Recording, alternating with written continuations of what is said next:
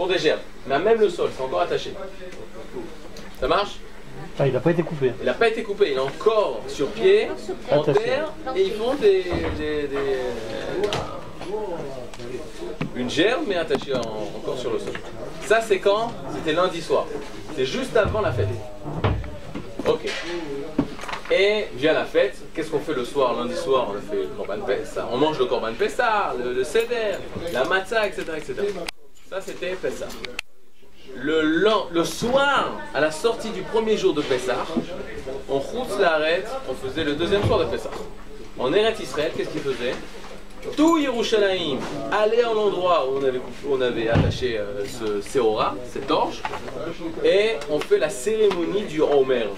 Omer, c'est quoi? C'est un volume, un certain volume. Et on fait la cérémonie du Omer. C'est quoi la cérémonie du Omer? On avait des Kohanim qui arrivaient. Ils arrivaient avec un panier. Un panier, dans la Mishnah, ça s'appelle une coupa. Ils arrivaient avec une coupa, ils la mettaient sur le dos. Ils arrivaient avec une faucille. Une faucille en hébreu, ça se dit magal. Même gimel lamel. Magal.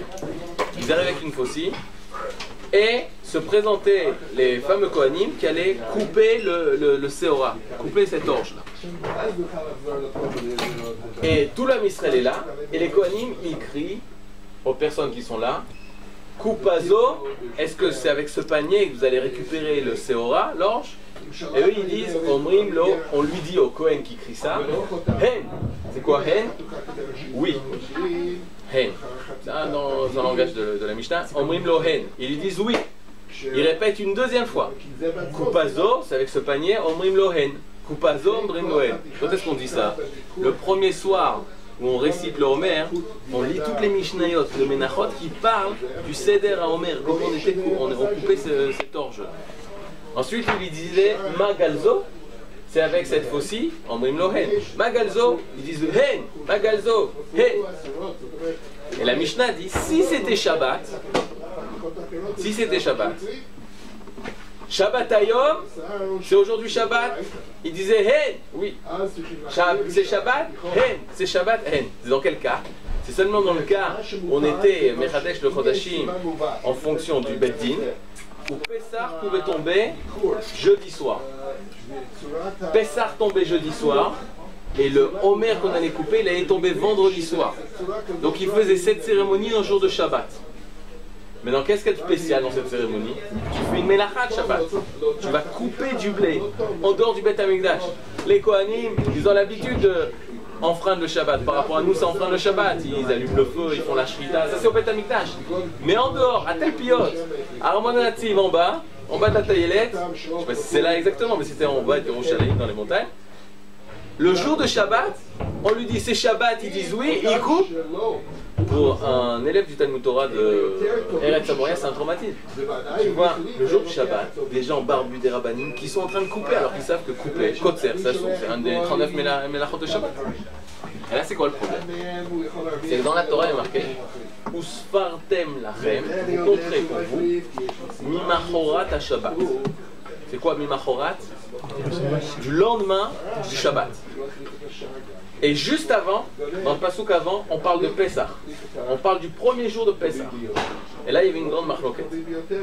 Les tzadikim, les vrais rabbins, les prouchim, les pharisiens, on les appelait, les prouchim, nous on descend des pharisiens. Eux, ils disaient, qu'est-ce que ça veut dire Shabbat, le lendemain de Shabbat? C'est Yom Tov. Yom Tov. Pessah rétablit Shabbat, on avait vu. Ils disaient, vous compterez le Homer, c'est-à-dire le sacrifice du Homer, c'est après Yom Tov Rishon de Pessah, du premier jour de Yom Tov. Ce qui veut dire que ça peut tomber Shabbat, si c'est jeudi soir. Si le premier jour de Yom Tov c'est jeudi soir, vendredi, donc on va faire Ktsirat HaOmer, ce qu'on appelle Ktsirat HaOmer, de couper le Homer, aussi le Shabbat. Les prochains disent oui. Parce que c'est pas en fin de Shabbat. Parce que c'est plus important, il y a une plus grande douche dans couper le Homer que le Shabbat. Et Akadosh Baruch Hu nous a permis ça même si c'est Shabbat. Les Sadducéens, les Bétucéens, je ne sais pas comment dire en français, Baïtosim, Zdoukim, Karaïm, qui descendent ça, et les Choronim des villes d'aujourd'hui, ils disent non, nous ce qu'on lit, c'est ce qui a marqué. Il y a marqué Shabbat, c'est Shabbat Bereshit. C'est Shabbat de la semaine. C'est Shabbat comme on connaît, c'est pas Shabbat Pessah. Pessah c'est pas Shabbat, c'est Pessah. Shabbat c'est Shabbat. Et donc qu'est-ce qu'ils faisaient eux? Ils demandaient de couper le Homer, de couper l'orge, quand? Samedi soir. Quel Shabbat? de Chol HaMoed Pesach. Ok? Donc eux ils vont recevoir la Torah plus tard. Eux ils fêtent Shavuot plus tard. Parce que tout le compte il est en partie du Homer. Donc eux, Nagid c'est décalé. C'est-à-dire. Les Chachamim, quand ils ont gagné les Baïtoussim, quand ils ont gagné que le Ham Israël il a suivi ce que nos sages disaient, ils ont fait une grande fête. Les Baïtoussim n'arrivaient pas à comprendre comment se fait-il qu'on a le droit pour couper le Homer d'enfreindre Shabbat. Ça c'était incompréhensible à leur niveau. Et derrière ça se cache un très très grand secret. C'est-à-dire derrière cette marloquette il y a un très grand secret. C'est pas seulement Shabbat, est-ce que c'est Shabbat, c'est ça. Il y a un grand secret que les Baïtoussim ne voulaient pas accepter. Les Baïtoussim, les Sadducéens. Il y a les Tzdukim Baïtoussim. Il y a les Baïtos et Tzadok, de Talmidim. Aujourd'hui non. Mais à l'époque, on était Mechadesh avec la lune, ça pouvait tomber n'importe quel jour. Aujourd'hui non, ils ont fait le calcul, ça ne peut pas tomber. Vous pouvez aussi le déplacer, Pessah. Je peux le déplacer, ouais. Non, eux, à l'époque. Ils pouvaient déplacer le Hadar. Le Hadar, donc automatiquement. Quand c'était pas assez le printemps, ils rajoutaient un mois. Mais d'après les Sadducéens, l'homme est chané. Non, l'homme est chané quel jour ça tombe, ça sera toujours Motzei Shabbat Chol HaMoed. Pour être sûr qu'on ne fasse pas. Alors attends, ils arrivaient et coupaient. Maintenant qu'est-ce que tu as? Tu as de l'orge. Tu mets dans le panier. Ils remontaient à Yerushalayim au Beth Amikdash. Et qu'est-ce qu'ils faisaient? Ils tamisaient, ils battaient, ils devaient moudre cette orge-là. Et cette orge-là, il était passé par 13 tamis, donc c'était la poudre de la farine de fleurs de farine d'orge. Et avec ça, ils faisaient un sacrifice, mincha. Le sacrifice mincha, c'est à base de végétal. Le mincha, c'est toujours à base de végétal. À l'autel, ils mangeaient avec de l'huile et brûlaient sur l'autel. Et ça, c'est le Korban HaOmer. Ok, donc c'était une fois le Korban HaOmer, c'était le 16 Nissan. Pourquoi on avait besoin de ça? Pour permettre Hadash. C'est quoi Hadash? La nouvelle récolte. Tant qu'on n'a pas fait ce sacrifice du Homer, toi tu as beau ramasser du blé, de l'orge, etc., interdiction d'en manger. Quand on a fait le sacrifice du Homer, donc le 16 Nissan, au matin, l'après-midi tu peux manger la nouvelle récolte. Maintenant regardez sur vos paquets de gâteaux aujourd'hui. Les lots hashash, hadash, sans crainte qu'il y ait une voie hadasha, sans crainte que c'est une nouvelle récolte qui a été prélevée et utilisée avant le 16 Nissan. C'est-à-dire, aujourd'hui ça reste une halakha. Maintenant on a fait le sacrifice du Homer le 16 Nissan, le lendemain Pessah. On ne fait plus aucun sacrifice du Homer. Et on s'arrête le 49, le compte. Par contre, on compte à partir du 16 Nissan. On compte 1, 2, 3, 4, 5, 6, 7 jusqu'à 49. On s'arrête de compter. Et le lendemain, c'est quoi? Shavuot. Et là-bas, qu'est-ce qu'on amènera? Pas de l'orge, on amènera du blé. Donc, ce qu'on comprend de ça, c'est qu'on était au niveau animal. Où l'orge, c'est le niveau animal. Où on mange, c'est l'animal et c'est la nourriture d'un animal. Et enfin, on arrivera à Shavuot au niveau d'un homme.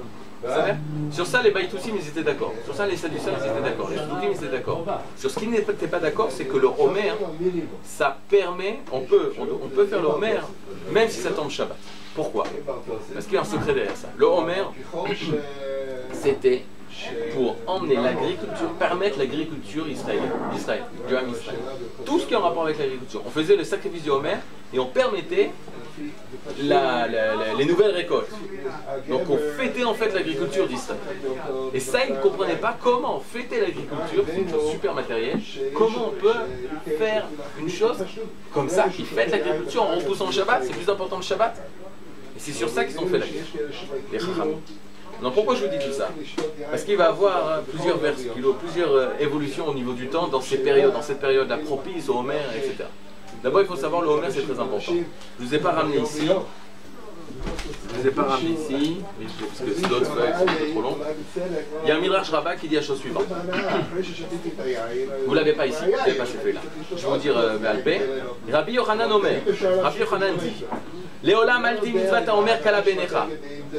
Ne dédaigne pas cette mitzvah du Homer, qu'elle ne soit pas légère à tes yeux. Ne dis pas c'est quoi le Homer de Sachakol, c'est pas si important.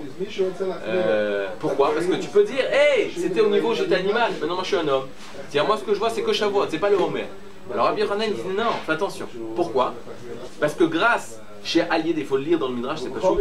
Chez Alied, mitzvah Homer, Zacha Avraham, Irash et Teretz Kenaan. Très simplement. par quel mérite Abraham Avinu il a pu prendre possession de la terre de Canaan ou hériter de la terre de Canaan? C'est grâce au Homer. Il y a d'autres mitzvot comme ça. Brit Mila. Sans la Brit Mila, il ne pouvait pas rentrer en Eretz Israël. Il ne pouvait pas prendre possession d'Eretz Israël. Ça, je suis d'accord.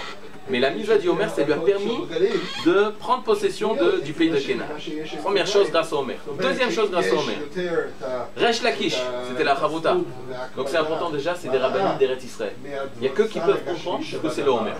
Quand tu es en France, ça reste du mal à comprendre ce que c'est le Homer. C'est en rapport avec l'agriculture israélienne. De quoi tu me parles? L'économie israélienne. Qu'est-ce qu'il y a de Kadosh là-bas? Rabbi Yochanan et Resh Lakish, qui sont les rescapés ils sont 200 ans après, 250 ans après la destruction du second temps, mais c'est les derniers rabbinim d'Eretz Israël avant le départ en exil. En parallèle, il y a de très grands rabbinim qui sont en Bavel. C'est les acteurs de la Gemara. Rabbi Yochanan et Resh Lakish, la Gemara en est plein. Mais eux, ils sont restés à Tibériade. Et ces grands rabbinim, ils te parlent du secret du Homer. Et ils te disent, Rabbi Yochanan dit, c'est grâce à ça qu'on a hérité de la terre d'Eretz Israël. Alors qu'est-ce qui est important si on peut les harir baisser? Rabbi Yochanan, on est en plein exil, il n'y a plus de rabbinim en Eretz Israël. Il y a une petite yeshiva Tibériade, c'est tout, Eretz Israël est détruite. Le renouveau de la Torah, il se passe à Bavel. Et eux, qu'est-ce qu'ils étudient comme Souga? Pas Shabbat, ils étudient le Homer. Par quel mérite on est resté, on a pu conquérir Eretz Israël? C'est ça qu'il veut savoir. Pourquoi? Parce que qu'est-ce qu'il y a Erpatlo, qu'est-ce qu'il y a Chashuvlo? De retourner en Eretz Israël.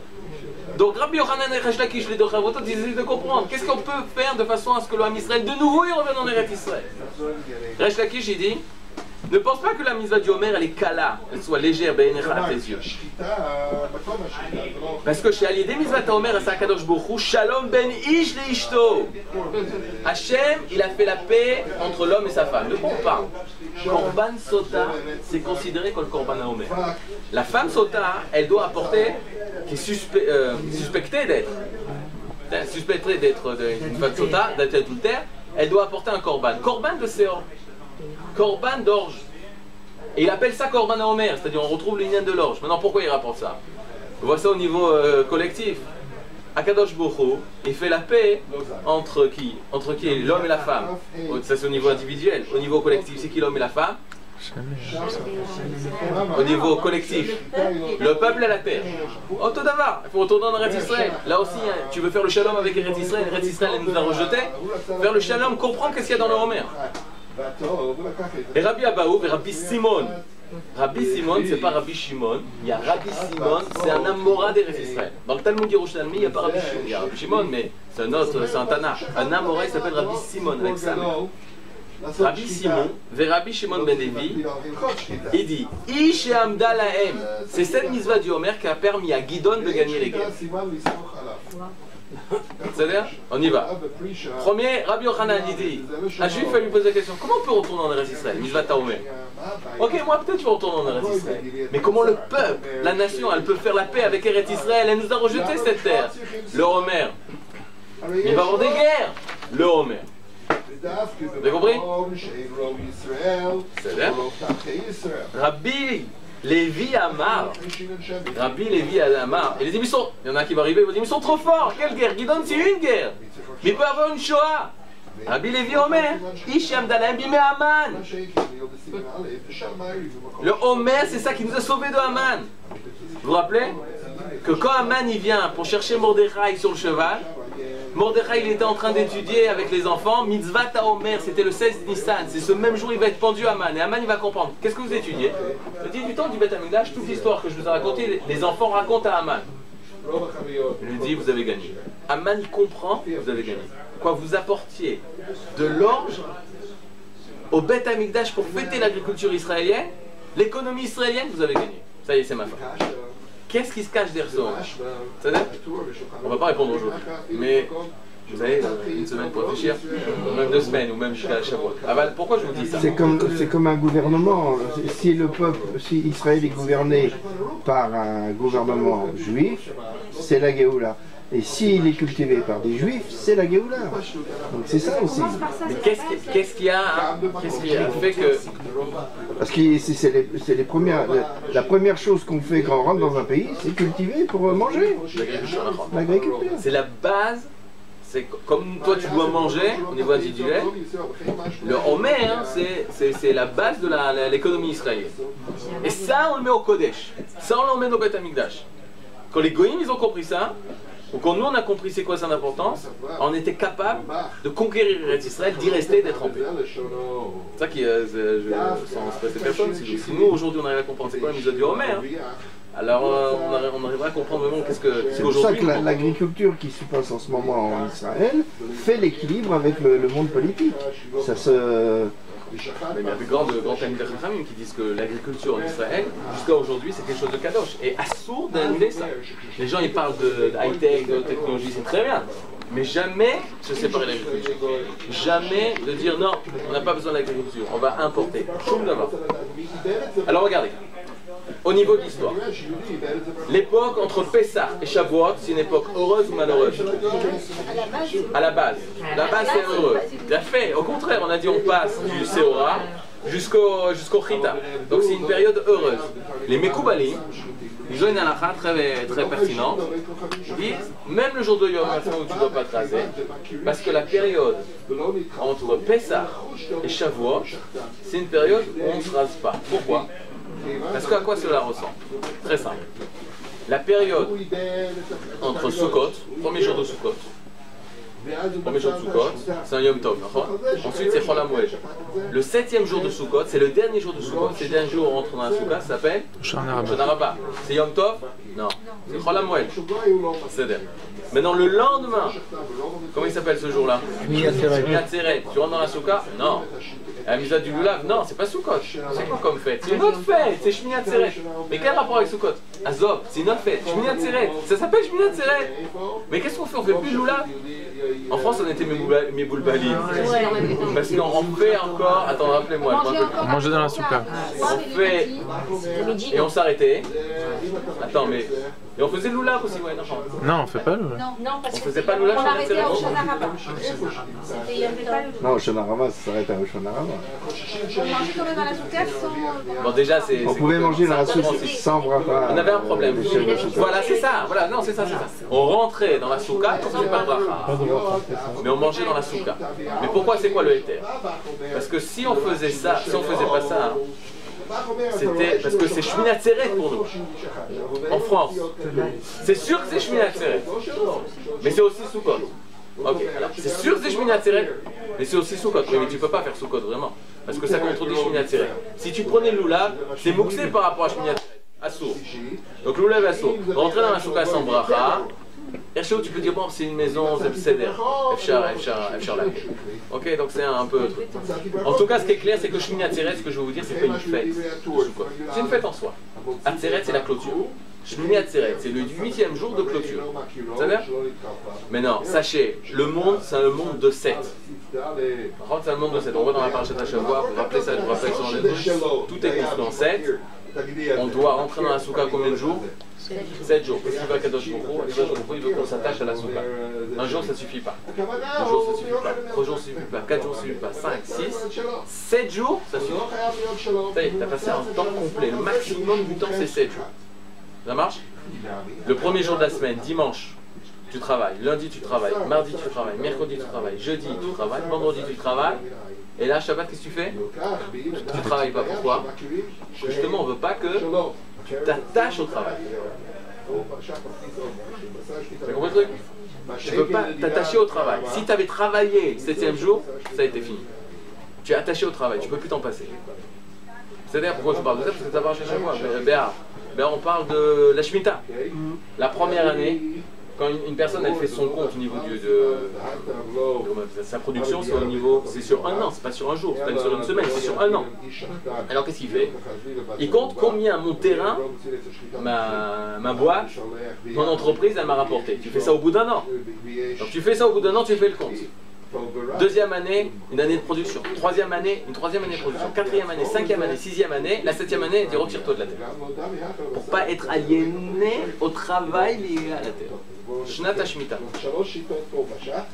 Vous comprenez l'union de la Shemitah? C'est se retirer pour pas qu'on soit totalement déasservi. D'ailleurs, regarde une Mishnah dans Pirkei Avot qui dit pourquoi on part en galoute. Parce qu'on a l'oshamarnu à Shemitah. Qu'est-ce que ça veut dire l'oshamarnu à Shemitah? C'est qu'on était totalement aliéné par rapport à la terre. On s'est été asservi à la terre. Donc Akadosh Baruch Hu il nous dit bon, partez de la terre. Séparez-vous de la terre. C'est-à-dire? Maintenant, Qu'est-ce qui s'est passé à Pessah? La même chose. Akadosh Baruch Hu veut qu'on s'attache au Chametz. Alors, au pas manger Chametz. De se retirer du Chametz. Combien de jours? 7 jours. Et qu'est-ce qui s'est passé après 7 jours? D'ailleurs, regarde, le 7e jour, il est quoi? Shvish Pessah. Yom Tov. Ok. Une fois que tu es passé les 7, tu montes au 8. La Mimouna. Non mais il y a un problème. Je veux un Shmini, moi. Il n'y a pas de Shmini à Tseret à Pessah. Pourquoi? Parce qu'on est du niveau d'animal. Tu peux passer 7. Il faut passer 7. Mais il faut avoir un certain niveau. Quand tu es niveau d'animal, tu dois dépasser plus que 7. Tu dois faire 7 fois 7. Chaque degré, tu dois les passer 7 fois. Pourquoi Soukot j'ai réussi de passer de 7 jours de Soukot et arriver au 8e? Parce que tu as eu un mois de Slichot. Prenez chez nous. Tu as eu 10 jours de Tchouva, Aseret Yemei Tchouva, de Rosh Hashanah jusqu'à Kippour. T'es propre, t'es sorti à Yom Kippour, t'es un tzadik, t'es un malach. Alors, après Soukot, tout de suite t'arrives à la Madriga Shminit. À Pessah, pour arriver à la Madriga Shminit, au 10e niveau, il faut passer 7 x 7, 49. Et là t'arrives au Madriga Shminit, qui est Shavuot. Comment s'appelle Shavuot dans la Torah? Atzeret, la clôture, la fête de clôture. Shavuot s'appelle Atzeret dans la Torah. Chag, c'est Sukkot. Pessah, c'est Pessah. Et Atzeret, c'est Shavuot. Et donc selon la clôture Pessah. C'est exactement ce que les Mekoubalim disent. Les Kabbalistes disent la période entre Pessah et Shavuot, c'est Chol HaMoed. Interdiction de se marier. Même à Yom Ha'atzmaut. Ça, c'est les Mekoubalim qui arrivent à voir ça. Nous, on arrive à voir ça le jour de la Mimouna, de continuer un peu Pessah. Mais c'est tout. On arrive à continuer. Il y a des jours comme ça de lumière. Yom Ha'atzmaut, Rabbi Meir, Rabbi Shimon, Yom Yerushalayim. Et ensuite, Rosh Chodesh Sivan, on arrive au pied du Sinaï. Erchéo, on arrive à voir ces lumières. On n'arrive pas à éclairer encore toute le Ravédri. On a éclairé le Gimel, des fois. Le Gimel, non, le Dalet, et Vav, Dalet et Vav. Petit à petit, les lumières restent. On doit arriver au Mekoubalim que toute cette période, c'est une période de Chol HaMoed. C'est ça? Et qu'est-ce qui s'est passé? Donc cette période, c'est une période heureuse. Et il s'est passé ce qui s'est passé. Qu'est-ce qui s'est passé? La mort des Talmidim de Rabbi Akiva. Et à cause de la mort des Talmidim de Rabbi Akiva, le Ham Israël a pris le deuil. Les Sfaradim, je fais pour les Sfaradim, c'est plus simple, jusqu'au Lamed Dalet. Jusqu'au Lamed Dalet, jusqu'au matin du 34e jour du Homer, on a pris le deuil, on se coupe pas les cheveux, etc., etc. Ça, c'est la première chose. La deuxième chose qu'il y a eu, deuxième étape, d'abord au niveau historique, on ne sait pas ce qui s'est passé le 33e jour du Homer. Dans les écrits de Rabbi Chaim Vital, les écrits de Rabbi Chaim Vital, c'est il y a 500 ans, qui parlent de son maître, le Harizal. Rabbi Chaim Vital, ils appellent ça, le jour de l'Ag BaOmer, du 33e jour de Homer, ils appellent ça Simchat Rashbi. Simchat Rashbi, la joie de Rashbi. La joie de Rashbi, c'est quoi qui s'est passé? On ne sait pas. Il y en a qui disent qu'il est mort, c'est presque impossible. Il y en a qui disent qu'il est né. Il y en a qui disent qu'il a reçu le Zohar, dévoilé les secrets du Zohar. Il y en a qui disent qu'il a été nommé élève de Rabbi Akiva ce jour-là. En tout cas, c'est trouble.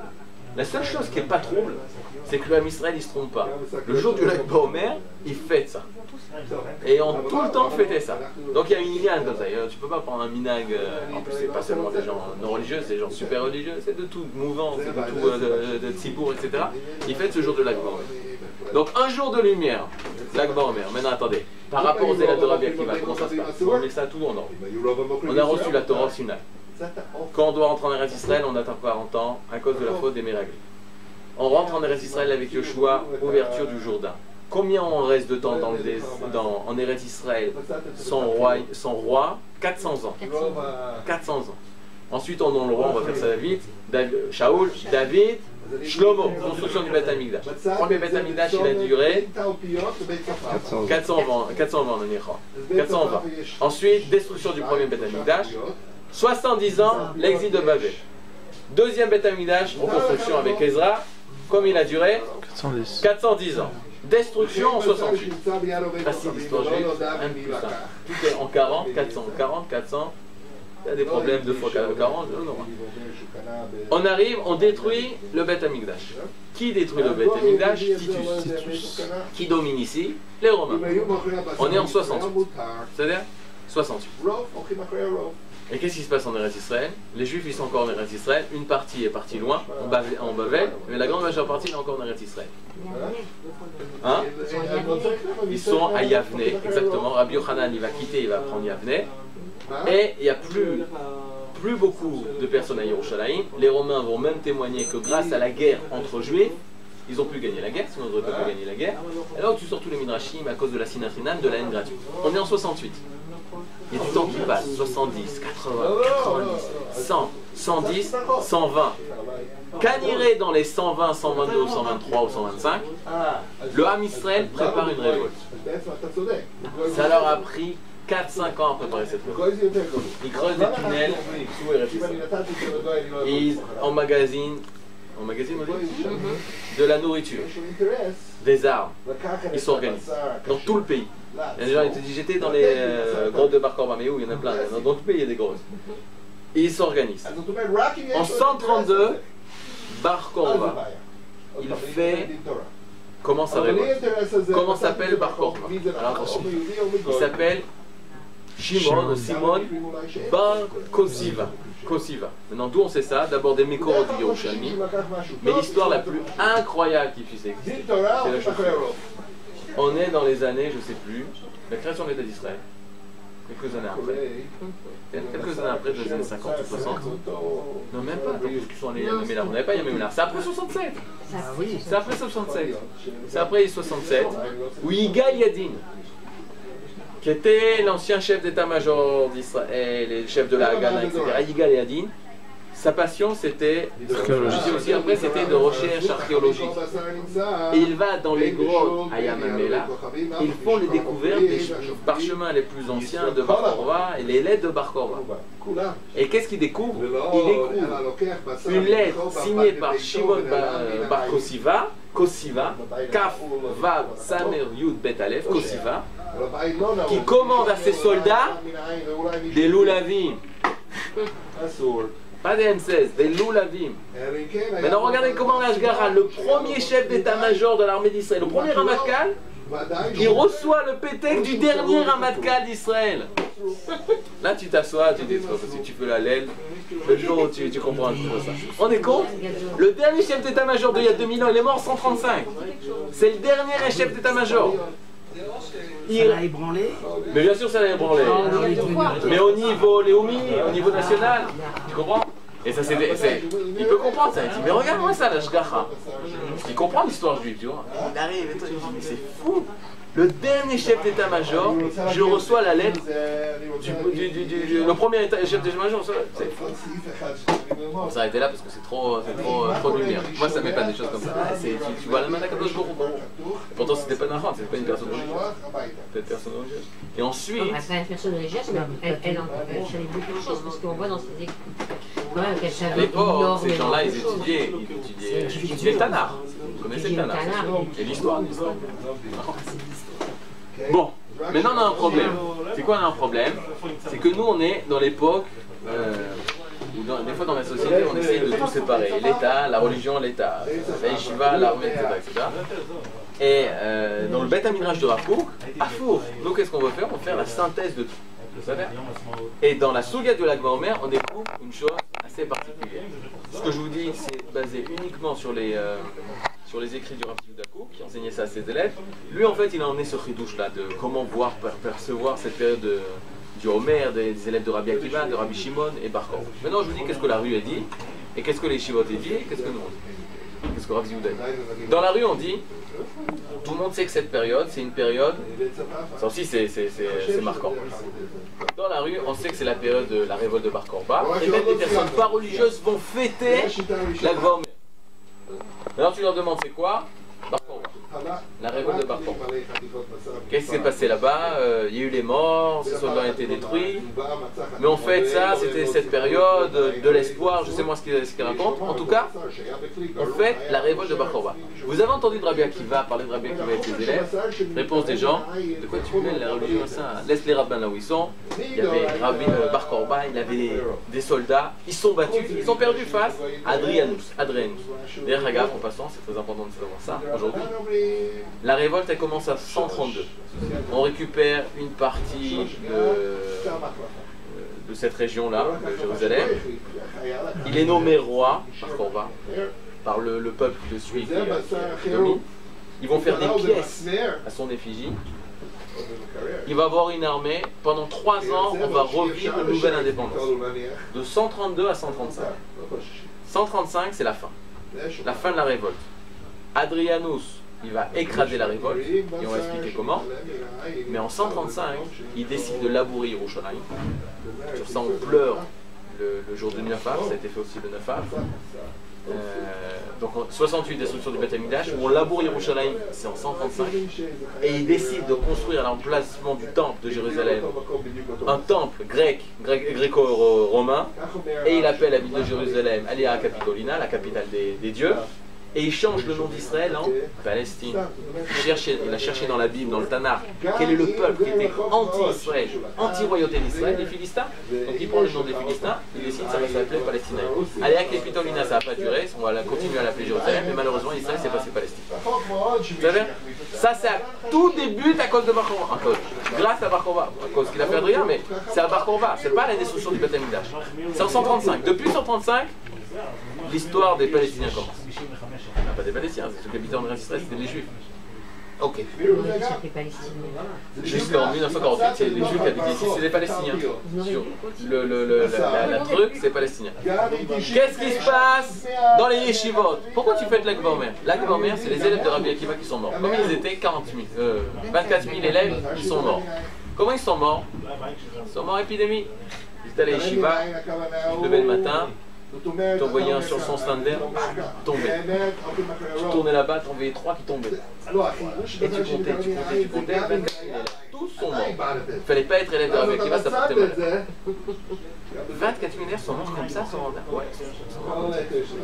Et c'est quoi l'histoire de Bar Korba? C'est ce qui a marqué dans la Gemara. C'est ce qui a marqué dans la Gemara, on va expliquer. Et tu peux me dire, tu peux me parler de Bar Korba? Rien à voir. Mais alors, rien à voir. Bar Korba, c'était un rachat. Bar Korba, je vous dis la fin, il va tuer son oncle qui était un tzaddik. Rabbi Tzadok, il va tuer Rabbi Tzadok. Lazar Modei. Il a Lazar Modei, comment s'appelle? Il faisait des tfilotes toute la journée.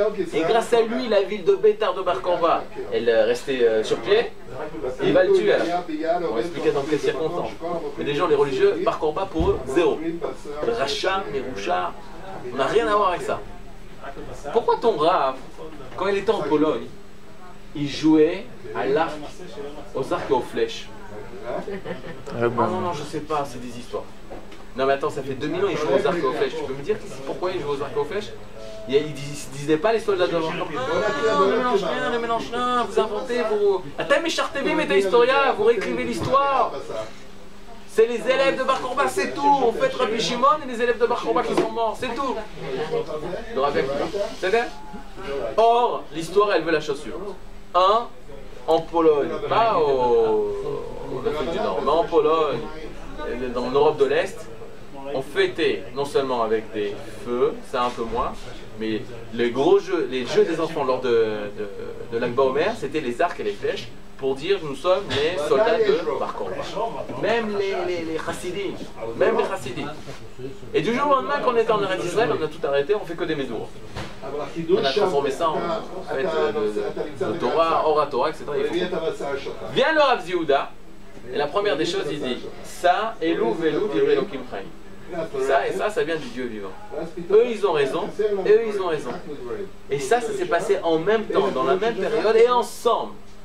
Les élèves de Rabbi Akiva, ils étaient avec les soldats de Bar Korba. Maintenant, il faut comprendre comment ils étaient. Celui qui vient d'une yeshiva Tesder, il s'est dit les élèves de Bar Korba, ils étaient à l'armée et sont venus les aider, les élèves de Rabbi Akiva. ils sont venus ensemble. Et ils ont fait la guerre. Ils sont sortis de la yeshiva pour faire la guerre. Et non, ils étaient à la yeshiva, ils étaient à la yeshiva, ils soutenaient la guerre de Bar Korba. Ils sont restés, ils n'ont pas participé forcément au combat. Il y en a quelques-uns. Mais les Elohim, ils sont restés pour soutenir spirituellement la guerre de Bar Korba. En tout cas, nous, on va voir des Mekorot. On ne va pas dire qu'on a la réponse du tout comment ça s'est passé, mais on a énormément de Mekorot pour bien comprendre qu'est-ce qui est en train de se passer. Quelle est cette même période. Vous savez? Alors pourquoi c'est important tout ça? Parce que si on arrive à la conclusion que les élèves de Bar Korba, les élèves, vous avez compris, les élèves de Bar Korba, les élèves de Rabbi Akiva qui sont avec Bar Korba pour retrouver la souveraineté, et parce qu'ils n'ont pas réussi, on prend le deuil. Parce qu'ils sont morts, on n'a pas réussi à retrouver la souveraineté. Si tu as un jour, Nagid, le 5 Iyar, ou le 6 Iyar, qu'on te dit maintenant on a retrouvé, on refait le fait qu'on a trouvé la souveraineté en Israël, on a réussi ce que les élèves de Rabbi Akiva et les soldats de Bar Korba n'ont pas réussi. Bon, grâce à leur mérite, nous on a pu réussir. Une personne dit non, non, moi je prends le deuil, il y a un truc qui ne va pas. Les élèves, vous avez compris le truc, les soldats de Bar Korba ou les élèves de Rabbi Akiva disent mais c'est pour ça qu'on est mort.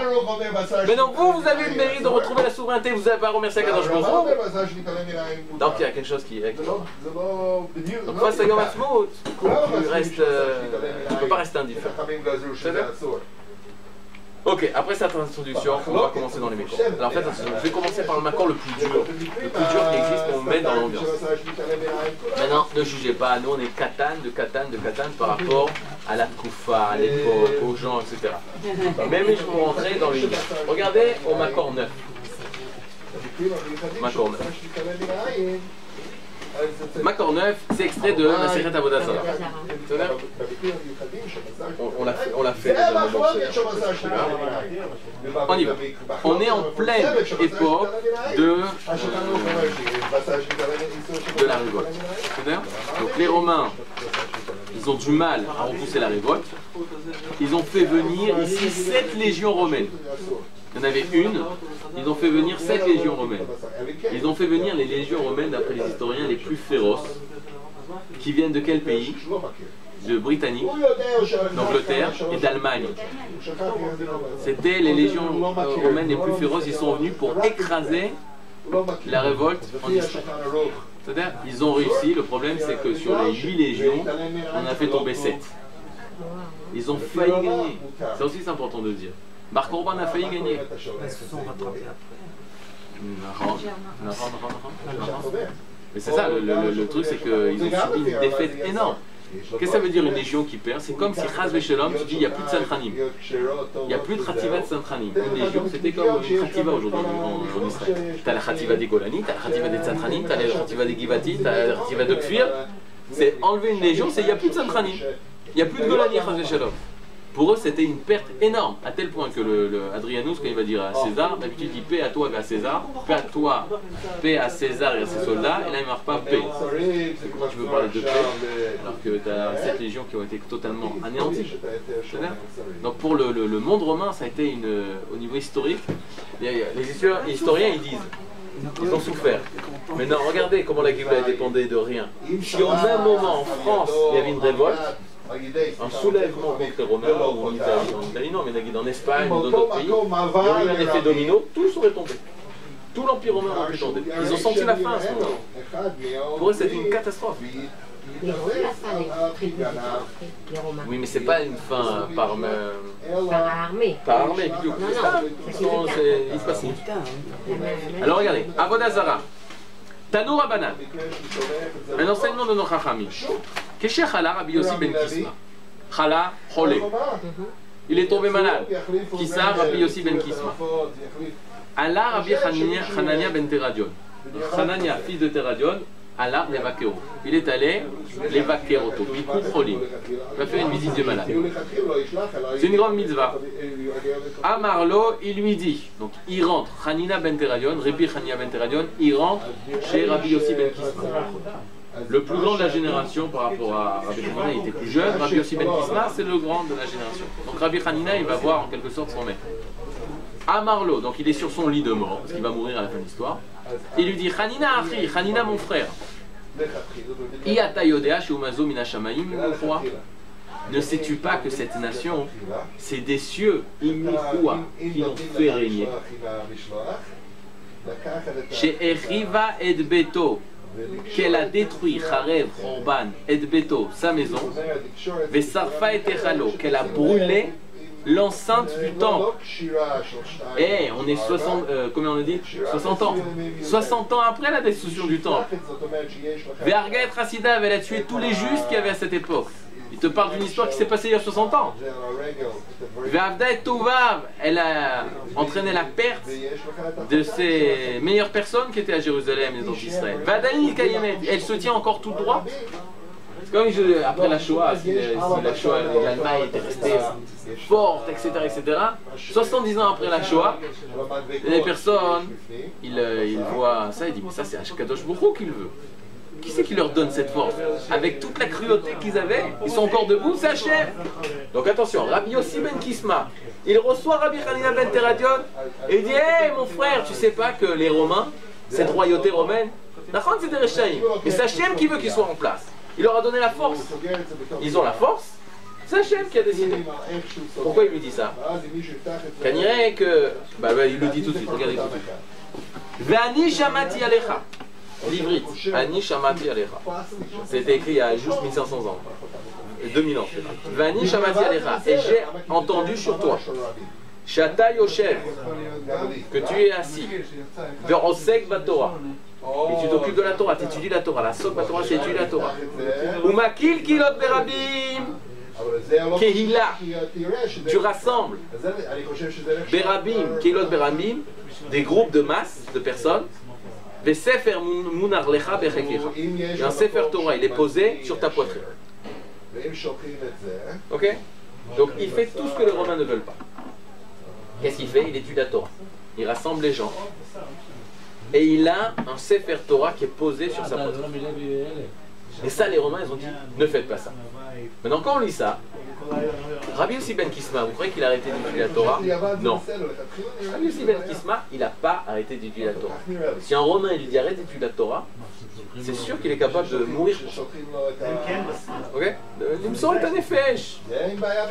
Mais de quoi on parle? Je ne l'ai jamais vu marquer ça, il faudra un jour prouver, etc.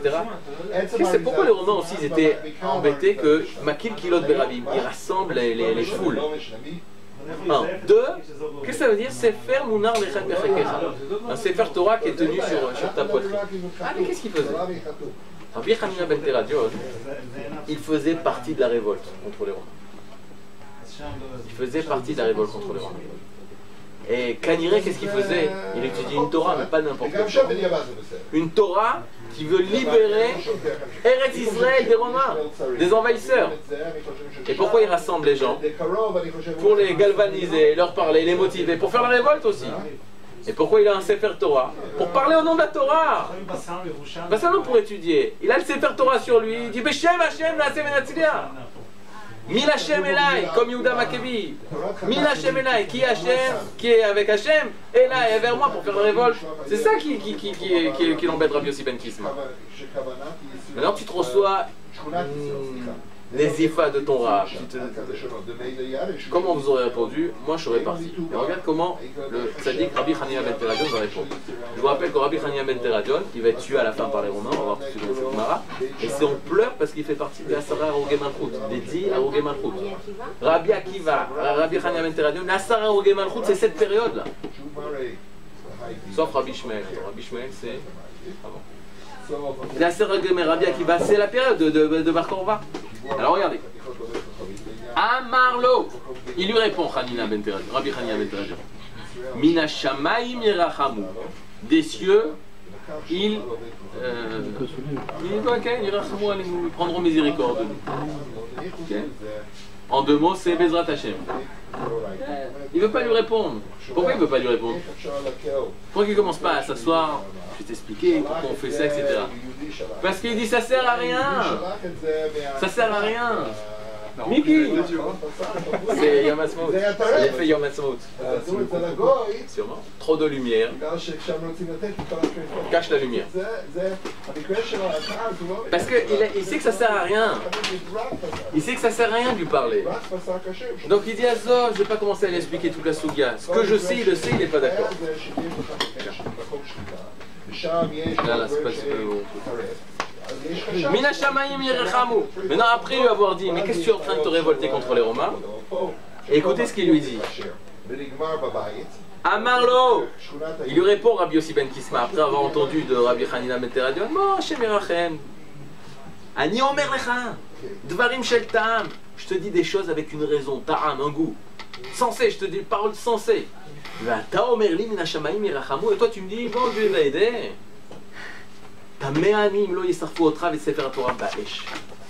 Je suis pas étonné si toi et ton Sefer Torah ils te brûleront pas dans le feu. À la fin, c'est ce qui va se passer. Et qu'est-ce qu'il est en train de dire? Qu'est-ce qu'il est en train de dire? Il lui dit tu te suicides. T'as pas le droit de faire un truc comme ça. Tu joues avec le feu, tu mourras avec le feu. Maintenant tu me dis un truc comme ça. Si je suis pas sorti au départ, là maintenant je pars. Regardez maintenant, regardez comment on est truqué. Ça, jamais personne ne l'entend. Dans les yeshivot, on n'enseigne pas. Ce passage. C'est une Gemara. Sauf celui qui fait d'Afayomi. Mais celui qui n'a pas fait d'Afayomi, il ne passe pas cette Gemara-là. La seule chose qu'on entend, c'est maintenant. Vous connaissez tous l'histoire. Regardez l'histoire, la suite. Amarlo, donc il continue. Il lui dit, Rabbi, mon maître, c'est pas des gros fleurs, Rabbi Hanina ben Teradion. J'arrive au Olam. Moi je rajoute avec humour. Si déjà je dois mourir, je vais aller au Olam quand je vais mourir. Tu as dit que je vais mourir. Ok, alors j'irai au Olam. Et regardez qu'est-ce qu'il lui dit. Amarlo Kluma Seba Leyadecha. Il y a un acte qui est venu dans tes mains. Dis-moi une mitzvah que tu as fait. Mais je t'ai dit ce que je fais. La révolte. Ah non, mais dis-moi un acte religieux. Un truc d'os. Un truc d'os. Si maman. Religieux qui parle de ta révolte. Regardez ce qu'il dit. Amar lui dit, je vais te raconter une histoire, peut-être ça va t'aider à trancher si j'ai ma part au Olam Haba. Maot shel Purim nitral fouli be maot shel Tzedaka. Alors là vous avez le droit de tout rab de Beth Knesset entre Mincha et Midi. Proche de Purim, raconte ça. Parce qu'il doit ramener de l'argent pour ça. Et il dit j'avais de l'argent pour la Seouda de Purim. Donc pour la Seouda, pour le Mishté, il avait mis de l'argent de côté. Et il avait mis de l'argent de côté pour Matanot Laïdionim, pour les pauvres. Et sa bourse s'est mélangée, c'est-à-dire il s'est retrouvé avec l'argent ensemble de Purim pour la Seouda et pour les pauvres. Nitra Fouli, Vechilaktim Lanim. Et j'ai tout pris et j'ai donné ça aux pauvres. J'ai rien gardé pour moi, j'ai donné tout ça aux pauvres parce que je savais pas quelle pièce j'avais mis. Maintenant tu dis oui mais tu savais, non mais la pièce, j'avais dit cette pièce là je la donne aux pauvres. Il savait pas quelle pièce, il a tout donné. C'est beau ou c'est pas beau? Fait. Amarlo Rabbi Yossi ben Kisma, il lui dit Imken, si c'est comme ça, Michal Kera, alors que ta part soit la mienne et que ton destin soit le mien parce que tu vas arriver au Olam Haba. D'abord comment on explique ça? Facilement. C'est au date Purim, c'est au Olam Hazé, au Olam Haba. Je sais pas chez vous mais chez nous c'est au Olam Hazé. Les Maot de Purim, Matanot Laïdionim, c'est au Olam Hazé, au Olam Haba. Olam Haba. Tu veux pas profiter de ça. Le Olam Hazé de Rabbi Hanina ben Teradion s'est mélangé avec le Olam Haba. Et qu'est-ce qu'il a pris? Il a tout pris, il a de l'Olam Haba. Donc c'est sûr il a sa part au Olam Haba. C'est-à-dire, il a fait. Vous la connaissez cette sipour? Il a fait. Maintenant ça on l'a coupé, Zor. On a découpé et on a oublié la première partie et la dernière partie. Maintenant regardez la dernière partie. Et ça c'est à pleurer. Ça on peut lire tout Ayu Yamim Moatim Hachi Niftar Rabbi Yossi ben Kisma. Maintenant Rabbi Yossi ben Kisma il va mourir, il était sur son lit de mort, il va mourir. Vous pouvez trembler sur ça. Kol Gdolei Romi, les Kavro, Vespido, Esped Gadol, sont tous allés, les grands de Rome, lui faire un Esped et eux-mêmes l'ont enterré. Aïe aïe aïe aïe. Et lorsqu'ils sont revenus, je sais pas si tu peux le passer sur la caméra, je suis en train de réfléchir là. Quoi que je l'ai fait au Mahonea.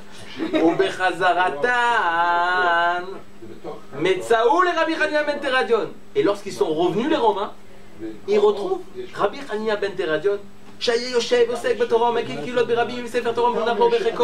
rassemble les foules, qui étudie la Torah et qu'elle sait faire Torah. Comment l'expliquer? Qu'est-ce qu'il fait? Il lève les troupes pour la masse du Ham Israël pour faire la révolte avec Bar Kokhba et se révolter contre les Romains. Et il fait ça au nom de la Torah avec le Sefer Torah.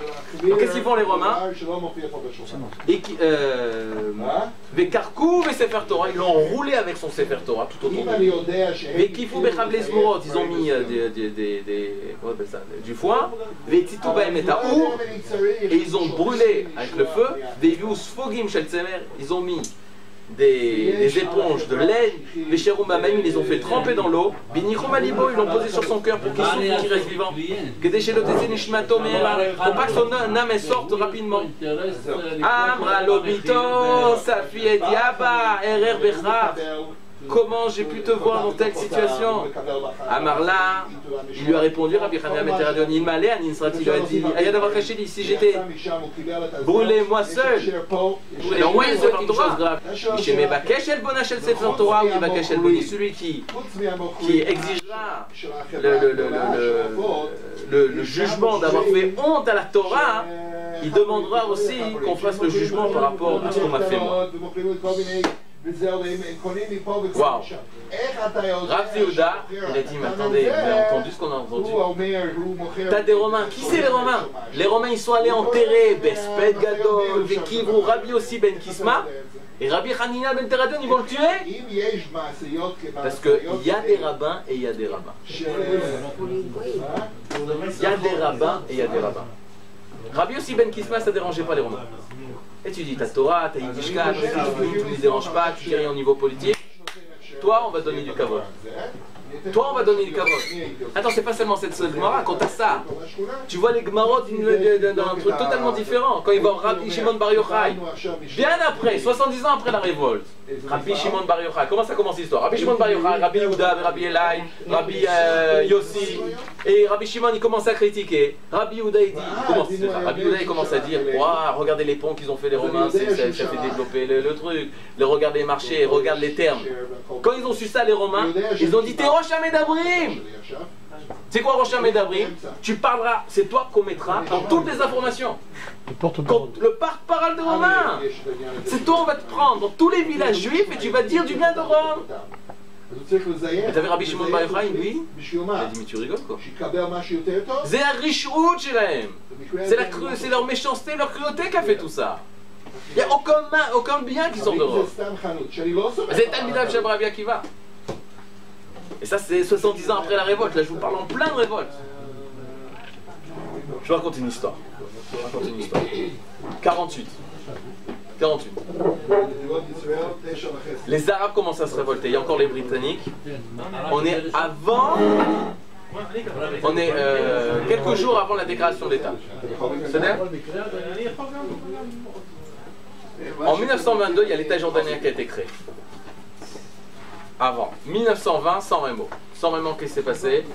Les Britanniques reçoivent, parce qu'ils ont fait la déclaration en Balfour en 17 de reconnaître le foyer national juif et appeler les juifs à retourner dans leur pays, ils leur donnent l'ouest et l'est du Jourdain. C'est-à-dire ce qu'on connaît aujourd'hui d'Eretz Israël et de la Jordanie. Ils donnent ça à l'Empire britannique comme mandat pour faire un État d'Israël. Sur toute cette partie, à l'est et à l'ouest du Jourdain. Donc les Britanniques, ils arrivent en 1920. Ils ont fait la conquête de la Palestine avec des troupes australiennes, des trucs. Bassof, Akadosh Borou, il les met ici. Mais leur tafkid, leur mission aux yeux d'Akadosh Borou, c'est faire un État d'Israël. Les Arabes commencent à se révolter. Pour calmer les Arabes, ils prennent Abdallah, un des fils de l'émir d'Arabie Saoudite, et ils le mettent roi de Jordanie. Ils inventent la Jordanie à l'est du Jourdain, et ça va être l'État arabe. En espérant que les Arabes qui sont en Eretz Israël vont se calmer. Ils vont aller là-bas au truc. Mais là-bas, ils vont pas y aller. Ils vont pas les laisser rentrer. C'est leur État, ils ferment leur État. Et il est dirigé par Abdallah. On est après 47. Le 29 novembre 1947, lorsqu'il y a le vote de l'ONU, qu'est-ce que les Juifs disent? Ah, on va pouvoir faire notre État, etc. J'ai une photo. Non, j'ai vu une photo. J'ai failli la découper une fois, mais c'est pas moi. Elle m'a assaut. D'une photo prise en plein Méacharim. En plein Méacharim, lorsqu'il y a en 1929, le 29 novembre 1947, comme quoi Israël a le plan de partage. France, yes. America, yes, etc., etc. United States, yes. Et tu vois un Haredi, pas un Haredi, Toldot Aaron, des trucs zébrés, les Shmuel zébrés, tu le vois. Ah, Il crie pas Shabbos. Il crie Yesh. Je sais pas ce qu'il crie. Il crie un cri de joie. Tout le monde dit sauf. Abdallah, qu'est-ce qu'il propose? Il dit, vous n'allez pas faire ça. Pourquoi vous allez déclarer votre État? Vous allez, c'est nous qui allons dominer, puisqu'on a des tanks, on a des trucs.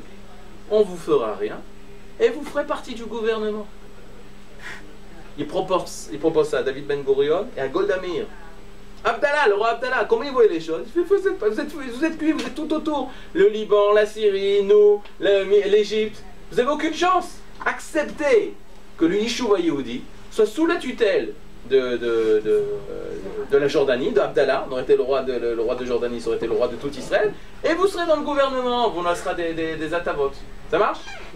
Golda Meir, il dit un événement que ça fait 2000 ans qu'on attend depuis Bar Korba, tu veux nous empêcher de le réaliser? Non, on déclarera notre État. Ok, tu déclares la guerre donc contre Abdallah. On est un Shabbat. C'est le Rav Goren qui raconte ça dans son livre. Rav Goren, c'est celui qui va libérer le Kotel, mais avant il était juste Rav Zvaï. Rav Zvaï, mais était grand ami. On est vendredi.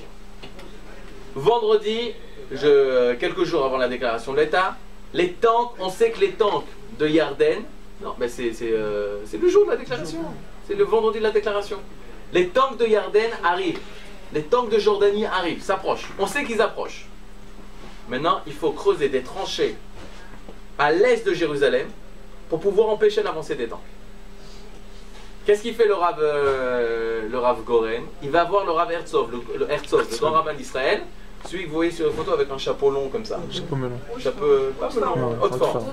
Ok, Rav Herzog. Et il a un accord, il dit, je veux que tu me donnes un accord que tous les jeunes Bachouri et Yeshivot qui étudient à la Yeshiva, ils ont l'accord de creuser sa Shabbat parce que c'est Pikuach Nefesh. Il donne son accord. Maintenant le Rav Goren il sait que c'est le grand rabbin d'Israël, mais c'est le rabbinat, c'est la rabbanout. Les Bachouri et Yeshivot, ils veulent l'accord du Rosh Yeshiva de toutes les Yeshivot de Jérusalem, c'est le Rav Dushinsky. Si j'ai pas l'accord du Rav Dushinsky, un grand Rav, il est très connu, Rav Dushinsky, à l'époque, c'est en 1948, si j'ai pas son accord, Niet, Shum Davar, les Bachouri Yeshivot, ils vont pas les Chalel et Shabbat, c'est pas les Chalel et Shabbat, c'est les Kadesh et Shabbat. Ils vont pas faire des tranchées. Il va voir le Rav Dushinsky. Il apprend où est-ce qu'il est et qu'il est en train d'étudier. L'homme est chané, il va, on est vendredi après-midi, vers la soirée. Il rentre dans là où le Rav Dushinsky était dans un hôtel avec ses élèves. Il rentre, les élèves, il dit. D'abord, il connaissait le Rav Goren. Le Rav Goren, c'était le Ilouï de Hebron. Pas Hebron, Hebron, à Géoula. Le Hebron qui avait quitté la ville de Hebron après le massacre en 1929, il est passé à Géoula, ensuite il est passé une partie à Givat Mordechai. C'est-à-dire une grande yeshiva Hebron. Maintenant, cette Hebron, c'était le Ilouï de Hebron. Il étudiait dans une yeshiva charédite. Mais il a été retiré du Tzibour Haredi quand on a déclaré que le Rav Goren est devenu sioniste. Parce qu'il est rentré sioniste, il est rentré dans l'armée, Rav de l'armée, etc. Il rentre, les élèves du Rav Dushinsky, ils lui disent Eshlecha din Rodef, Ata Rodef. Rodef, ça veut dire quoi? Ça veut dire Rodef, tu nous poursuis, tu nous mets en danger. Il fait pourquoi j'ai Shidin Rodef? Il fait parce que qu'est-ce que tu vas faire contre Abdallah? On n'a aucune chance contre Abdallah. Alors qu'est-ce qu'il faut faire? Il faut se soumettre. Et à cause de toi, tu ne veux pas te soumettre à Abdallah, donc tu nous mets en danger. Yeshlecha din Rodef. Qu'est-ce qu'il fait le Rav Goren? Il sort son arme. Sholef était un Ekdar chez l'eau. Il sort son pistolet et il le pose sur la table. Vema Omerlen, il dit si je l'ai din Rodef, tuez-moi. Tuez-moi. Je l'ai din Rodef, en baya. Tu crois que c'est ça? T'es sûr? C'est la halakha? Tue-moi. Qu'est-ce qu'il leur répond? Non. T'as pas un din Rodef, toi en particulier. Et là, le mouvement sioniste tout entier, la din Rodef. Il met en danger tout le Yishuv. Rabbi Yossi ben Kisma, il y a 2000 ans avant. Ma ata ose. Atem mitabdim. Vous vous suicidez. Et pas seulement vous, tout l'homme Israël. Le Rav Goren, il dit, je veux parler au Rav Dushinsky. Il le laisse. Il va voir le Rav Dushinsky. Il lui dit, les tanks Yardanim, ils s'approchent de Yerushalayim. Il faut creuser des tranchées. Ce soir, c'est Shabbat, mais il faut les creuser. Il dit, mais c'est Shabbat, on ne peut pas creuser des tranchées. Il lui dit, mais c'est Pikuach Nefesh. Il lui dit, t'as raison, c'est Pikuach Nefesh. Mais d'un côté, c'est Shabbat, on ne va pas creuser des tranchées le jour de Shabbat pour se protéger de Abdallah. Pourquoi vous voulez vous rebeller contre Abdallah? Il fallait accepter de ce que propose Abdallah. Qu'est-ce qu'il répond le Rav Duchinsky? Qu'est-ce qu'il lui dit le Rav Duchinsky? Il lui ajoute une phrase, il lui dit ne viens pas me poser des questions dans ce sujet-là. Ne me pose pas des questions à ce sujet-là. Le Rav Goren, c'était pas n'importe quel Rav. Il lui dit mais t'es d'accord avec moi que c'est Pikuach Nefesh? Il dit oui, s'il y a un cas de Pikuach Nefesh, on a le droit de creuser des tranchées. Il prend un mot, non, et même pas il prend un mot. Il va faire le tour de toutes les yeshivot à Jérusalem, il va réveiller les Bachorim, il va leur dire le Rav Duchinsky, il est d'accord que c'est Pikuach Nefesh qu'il faut creuser les tranchées. Ils ont creusé les tranchées. Lui et le général qui était qui dirigeait la partie de Jérusalem, ils voient avec leurs jumelles un tank jordanien arrivé, suivi d'autres tanks. Le premier tank il arrive, il tombe dans la tranchée. Il se renverse. L'autre tank il arrive, il tombe sur l'autre tank, il explose. Les autres tanks qui voient tout ça, ils retournent. Emraou et Tanes. Ils ont vu le miracle à Kadosh Baruch Hu. On n'en parle pas de ça.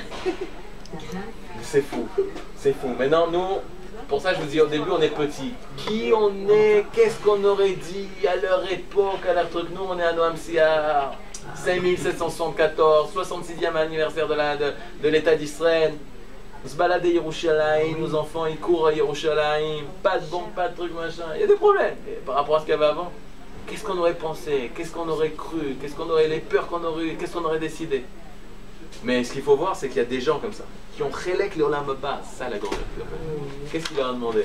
J'ai le Chelek le Olam Haba. Bakol Israël. Oui, mais est-ce que je vais y arriver moi véritablement? J'ai pas juste le titre. Il lui a répondu que oui. Il a passé d'un autre sujet, les Maot de Purim. Lui, il peut voir sa grandeur seulement par des actes de Tzedaka, de Purim, etc.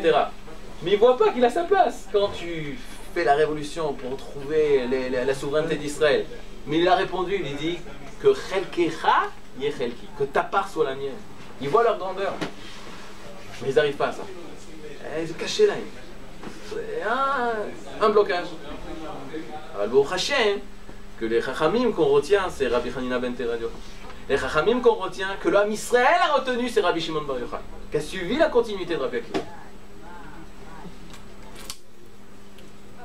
La semaine prochaine, on continuera, on verra d'autres Mekorot. Et moi, je pense qu'on n'aura pas fini avant la Gomer, parce que c'est la semaine prochaine. Moi, en dehors des Haredim, mais pas d'autres personnes, pour faire les tranchées.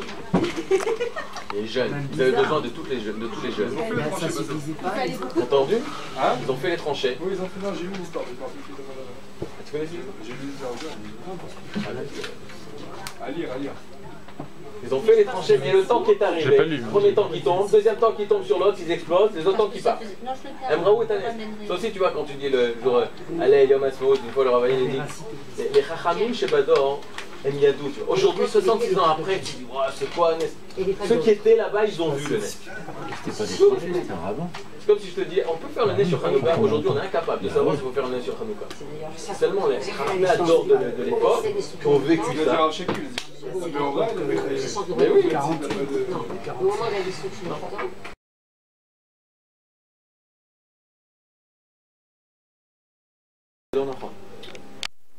être Yehudi, être Israël, c'est pas être homme, c'est quelque chose de totalement nouveau. Tout s'est renouvelé. Depuis le début, c'est comme ça. Et là, je vous explique, je vous donne le truc.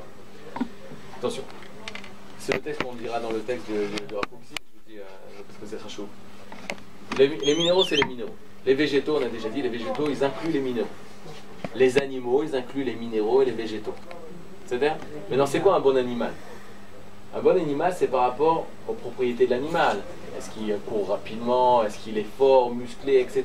Tu ne vas pas regarder, il a beaucoup de fer, extraordinaire.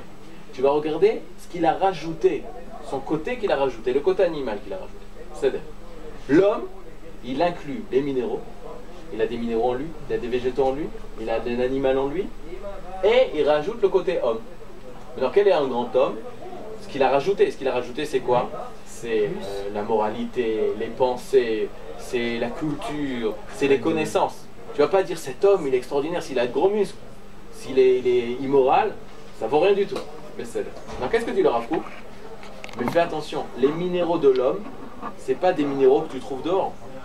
C'est des minéraux humanisés. Ça n'existe pas, mais je vous explique.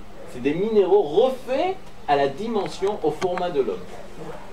Ça marche? L'animal qui est en l'homme, c'est un animal?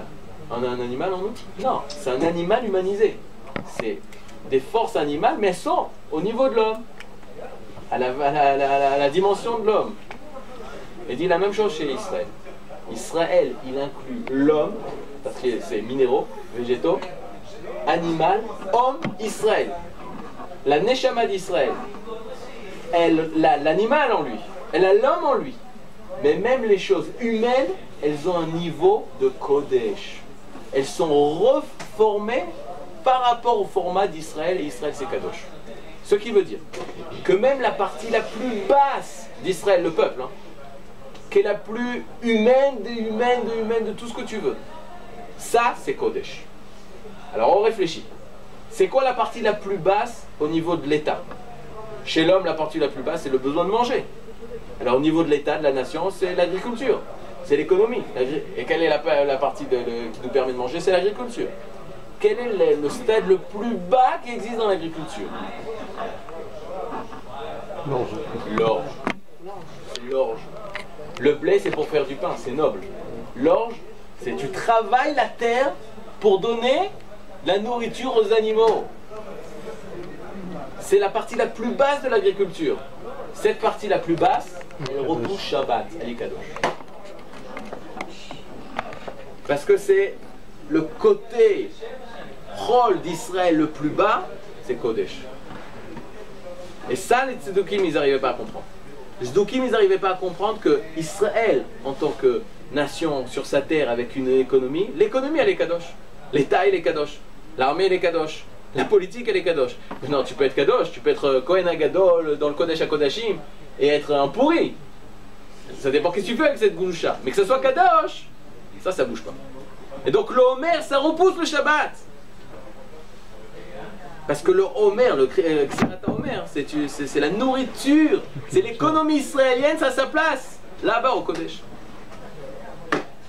Et ça, les Sadducéens, ils ne pouvaient pas accepter. Il fait non, on est une nation comme les autres. On a des choses en plus, on a de la Gdusha, des Korbanot, des Tfilin, la Torah, l'eau. Tout est Kadosh, même les parties les plus basses. Quand on parle du Homer, de toute la Tkufa du Homer, c'est ce birour là en fait. C'est ce qu'on essaie de comprendre. Pourquoi ça passe, l'Akba Omer, les élèves de Rabbi Akiva, Bar Korba, la révolte, etc. Parce que qu'est-ce qu'on est en train de décider? Yom Ha'atzmaut, Yom Yerushalayim. Pourquoi? Qu'est-ce qu'on est en train de décider? Est-ce que la nation, le corps de la nation, c'est Kadosh? L'armée, elle est Kadosh. L'État, elle est Kadosh. La politique israélienne, c'est quelque chose qui relève de la Gdusha. Réponse, oui. Mais ça, tu peux comprendre seulement si tu comprends le Homer. Donc peut-être, oui. C'est une période de deuil qu'on n'arrive pas à retrouver cette Gdusha.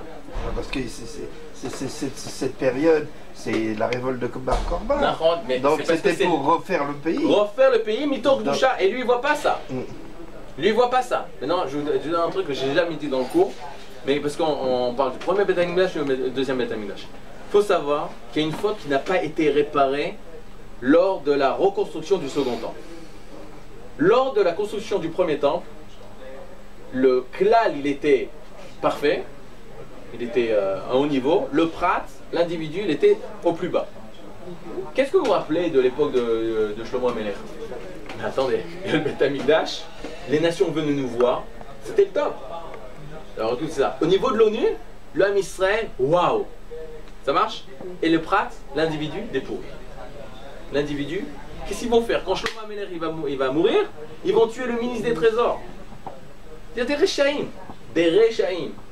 Peut-être pas autant, mais à la fin ça va voir des Rechaïm. Shvichut Damim, Gilo Yavarayot, Avodah Zara. Qu'est-ce qui s'est passé pendant l'époque de Shlomo HaMelech du Beth Amikdash? On a découvert qu'il y avait une doucha dans le klal. Le klal, il était Kadosh. Maintenant, depuis la destruction du premier temple, qu'est-ce qu'il faut construire? L'individu. Quand on va reconstruire le second temple, tout le but c'est l'individu. D'emmener cette Gdusha-là dans l'individu. Et donc on va devenir les plus grands religieux qui soient. Et c'est bien, c'est ça le tafkid de la galoute. Quand on reconstruit le second temple, on n'a plus, même si on est une nation, parce qu'on retrouve une souveraineté, etc., on a, à Hanouka seulement, on ne voit pas la Gdusha qui est dans cette nation, dans cet état. On ne s'intéresse pas à ça. On veut notre Gdusha individuelle. Et pourquoi on est ensemble? Alors pourquoi on fait une nation?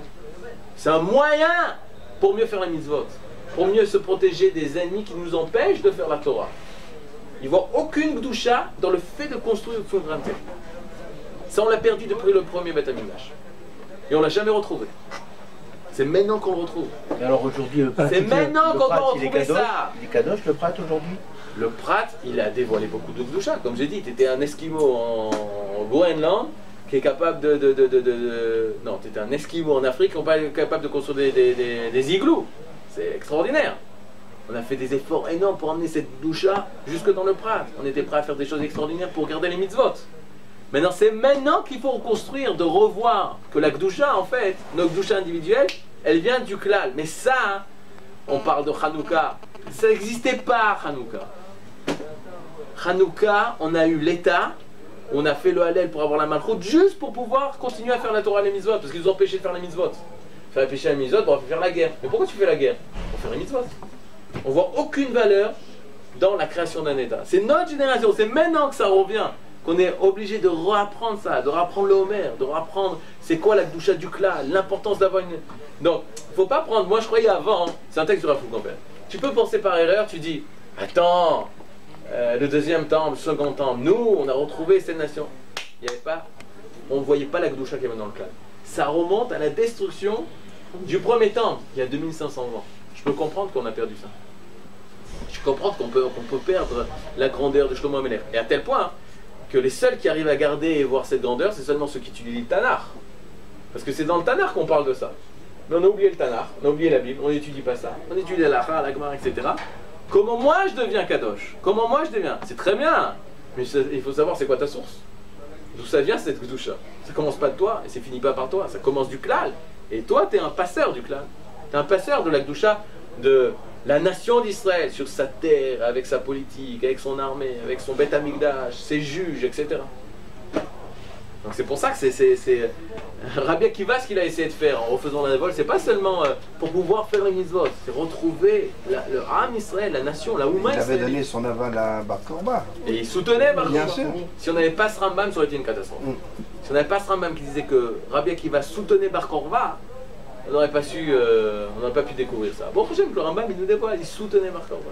Et il voyait dans la révolte de Bar Korba quelque chose de kadosh. C'est bien. Kol Tov, Laila Tov.